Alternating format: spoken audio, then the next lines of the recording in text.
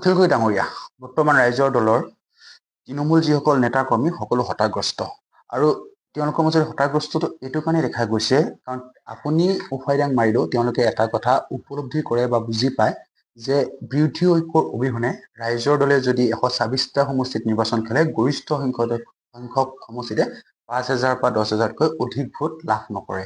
এই কথা অন্ততঃ তেওঁলোকে হৃদয়গম কৰিব পাৰিছে।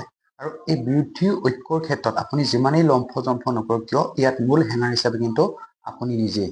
কাৰণ এটা কথা আপুনি উপলব্ধি নকৰে যে অসমৰ মধ্যবিত্ত বা জাতীয়তাবাদী যিসকল জনগণ আছে তেওঁলোকে আপোনাক ভাল পাব পাৰে, আপোনাৰ যিটো প্ৰতিবাদী সত্তাক তাক সন্মান কৰিব পাৰে, কিন্তু আপোনাক নেতা হিচাপে মানি লোৱাত সকলোৰে বাধা আছে বা মানি ল'ব নোৱাৰে। এই কথাটো আপুনি যিদিনাই উপলব্ধি কৰিব সেইদিনাই আপুনি বিৰোধী ঐক্যত আপুনি হৰ্তা-কৰ্তা বিধাতা হ'বলৈ চেষ্টা নকৰিব। আৰু এইদৰে বিভিন্ন ধৰণৰ যিবিলাক আপুনি সামাজিক মাধ্যমত মন্তব্য প্ৰদান কৰে বা সংবাদ মাধ্যমত এইবিলাকৰ পৰা বিৰত থাকিব আৰু তেতিয়াই এই বিৰোধী ঐক্য এটা গতি লাভ কৰিব।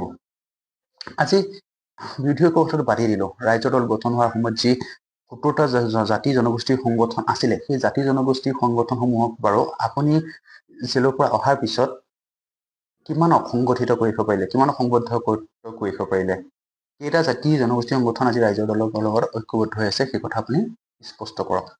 আমচুৰ বাহিৰে কোনোবা জাতি জনগোষ্ঠী সংগঠন আপোনাৰ লগত আছে জানো?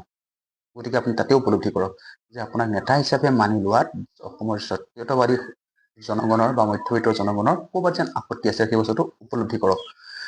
আৰু শেহতীয়া লোকসভা নিৰ্বাচনৰ সময়ত আপোনাক এটা কথা আপুনি কৰিলে কাম যে যোৰহাটত নিৰ্বাচন খেলাৰ কাৰণে আপুনি যথেষ্টখিনি যা যোগাৰ কৰিছিলে বা কৰিছিলে, কিন্তু আমি সেইখিনি সময়ত ৰাইজৰ দলত থাকিও বাৰম্বাৰ অনুৰোধ কৰিছিলোঁ যে কলিয়াবৰ যি লোকসভা নৱগঠিত কলিয়াবৰ লোকসভা সমষ্টিত আপোনালোকৰ এজন শক্তিশালী প্ৰাৰ্থী আছিলে গিৰিশংকৰ গোস্বামী, তেখেতক প্ৰক্ষেপ কৰক।